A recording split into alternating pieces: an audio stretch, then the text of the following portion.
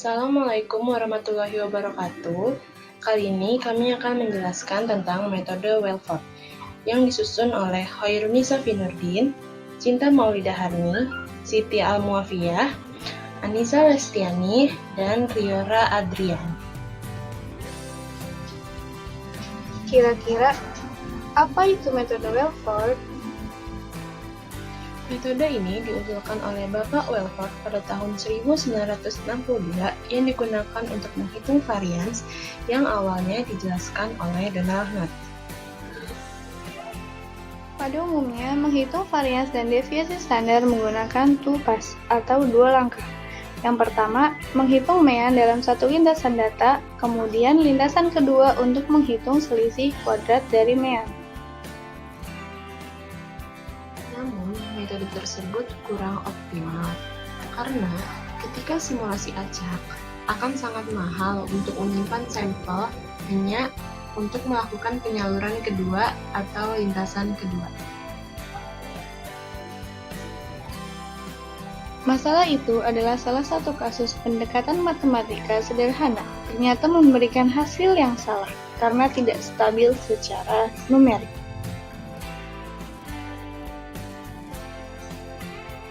Mengapa demikian? Pada mulanya, algoritma tampak berfungsi dengan baik, tetapi pada akhirnya akan menemukan kumpulan data yang mengungkap masalah dengan algoritma. Jika variansinya kurang dari kuadrat mean dan menghitung perbedaan tersebut akan menyebabkan pembatalan katastrofik atau digit terdepan yang signifikan dihilangkan dan hasilnya memiliki kesalahan relatif besar. Untuk menghindari masalah tersebut, maka kita gunakan metode Welford, yaitu jalur tunggal atau one pass yang dapat menghitung variansi. Dapat diturunkan dengan melihat perbedaan antara jumlah kuadrat untuk sampel n dan n-1 sehingga menghasilkan signifikansi yang baik.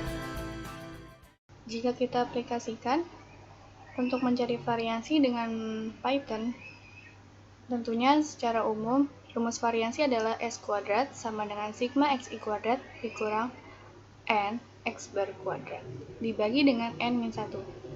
Kita misalkan x bar adalah sum, di mana x bar adalah rata, kemudian xi kita misalkan dengan sum square.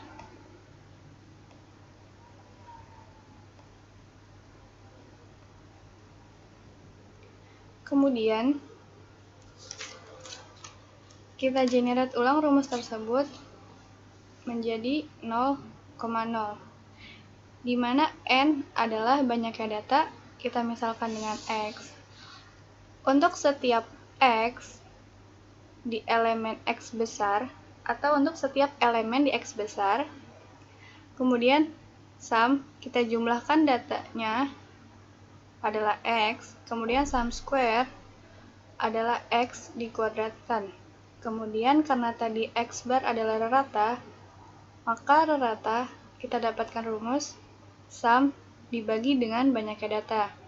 Maka rumus variansi bisa kita numerikan menjadi sum square dikurang n dikali rata dikuadratkan, kemudian dibagi dengan n-1. Maka kita dapatkan signifikansi digit adalah min 14. Tentunya min 14 ini sangat buruk sekali. Padahal kita lihat secara algoritma ini sangat elegan sekali, rumus ini sangat elegan sekali. Tapi secara numerik tidak akurat, akan menyebabkan cancellation error. Kalau di dunia nyata, kita bisa menggunakan rumus ini dengan ukuran data yang sangat kecil. Tapi jika kita gunakan data yang sangat besar pada metode numerik, ini tidak boleh digunakan karena akan sangat menyebabkan cancellation error. Jadi, rumus tersebut hanya dapat digunakan dengan data yang skalanya kecil. Sudah kita ketahui bahwa jika kita punya floating point yang sangat dekat sekali dengan 0 atau rapat dengan 0, maka perhitungan akan lebih baik. atau akan lebih akurat. Namun jika floating point tersebut jauh dari 0, maka akan menyebabkan error. Dengan floating point ini kita menggunakan metode two pass. Dengan cara yang sangat sederhana, kita hanya shifting, X kita kurangi 1 triliun supaya dekat dengan 0 atau rapat sekali dengan 0. Kenapa dikatakan two pass? Karena pada pengkodean di sini dengan metode numerik ini melakukan 2 langkah. Dengan cara yang sangat sederhana, dengan hanya shifting akan meningkatkan akurasi signifikan digit dengan sangat baik. Yang tadinya signifikan digitnya min 14 menjadi 2. Namun metode ini kurang efisien karena dia harus melakukan 2 kali atau 2 langkah. Maka kita akan mencari metode yang lebih sempurna atau lebih baik. Jadi untuk penurunan rumusnya kita punya definisi awal S kuadrat N sama dengan sigma dari I sama dengan 1 sampai N untuk XI min X bar N kuadrat per N min 1. Sehingga kita dapatkan N min 1 X kuadrat N sama dengan sigma dari 1 sampai N untuk XI min X bar N kuadrat sama dengan sigma dari I sama dengan 1 sampai N untuk XI kuadrat min 2 XI X bar N ditambah X bar kuadrat N. Untuk S kuadrat N min 1 kita lakukan hal yang sama sehingga kita dapatkan sigma dari I sama dengan 1 sampai N min 1 untuk XI kuadrat min 2 XI X bar N min 1 ditambah X bar kuadrat N min 1.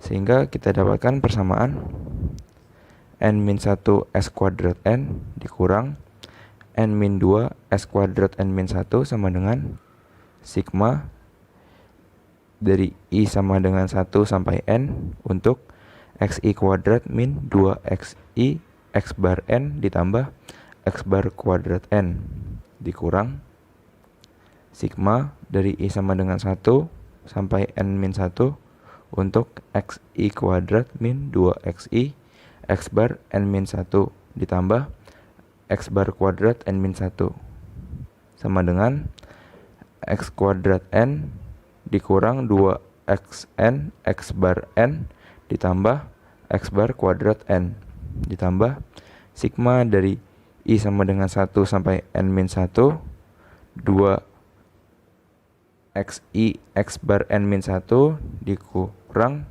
2 XI X bar N ditambah X bar kuadrat N min X bar kuadrat N min 1 sama dengan XN min X bar N kuadrat ditambah X bar N dikurang XN dikali X bar N min 1 dikurang X bar N sama dengan XN min X bar N dikali XN min X bar N dikurang X bar N min 1 ditambah X bar N sama dengan XN min X bar N dikali XN min X bar N min 1.